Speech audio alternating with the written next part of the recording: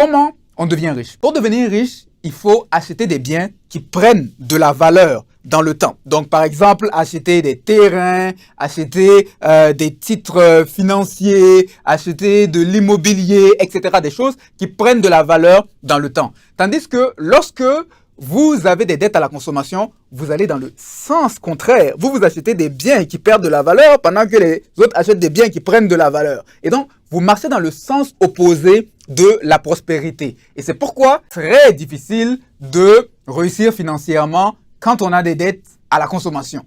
Et donc, la façon la plus certaine de se créer de la richesse commence par sortir des dettes à la consommation. Et se libérer des dettes à la consommation, en fait, permet non seulement de créer de la richesse, mais c'est aussi un acte qui honore, parce que la Bible encourage la liberté des dettes. Et voici ce que le Proverbe 22,7 dit en disant le riche domine sur les pauvres et celui qui emprunte est l'esclave de celui qui prête. Il faut savoir que la Bible présente les dettes, particulièrement les dettes à la consommation, comme une forme d'esclavage.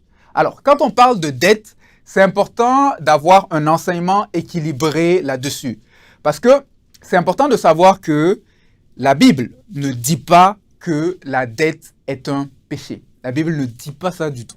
La Bible ne dit pas non plus qu'un chrétien ne peut pas emprunter ou prêter. Mais la Bible avertit du risque en fait que posent les dettes et encourage à s'en libérer. Et probablement que dans des prochains épisodes, j'aurai l'occasion de revenir dans les détails de ce que la Bible enseigne au sujet des dettes.